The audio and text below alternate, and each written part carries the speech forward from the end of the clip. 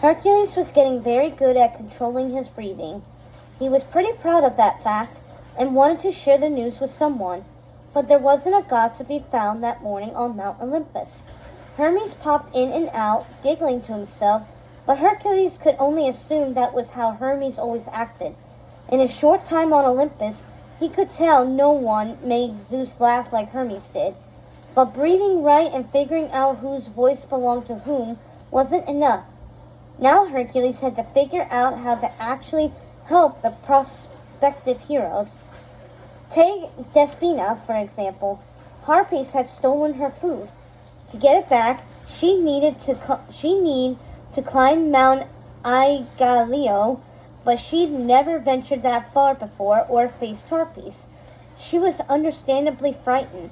She was asking for the courage to take her journey. Could he grant someone courage? Then there was Callisto, a young girl trying to defend her friend against a group of ruffians who kept tormenting her, and Tobias, a goatherd whose entire herd was stuck on an embankment while he was on the other side of the flooded river. How was he going to get them across? Then, of course, there was Perseus.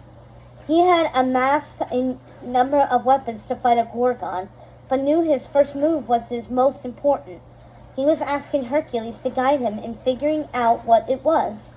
Hercules wasn't sure what he was supposed to do. He could grant all their requests or swoop down and take care of their problems. But if he did, where were their heroes' journeys exactly? If he gave them ships to get across seas, swords to slay monsters, and strength to fight men, was he taking something away from them? Then again, what was the right call when so many lives hung in the balance? Lightning flashed above Thebes, and Hercules frowned. He wished his own inspiration would strike.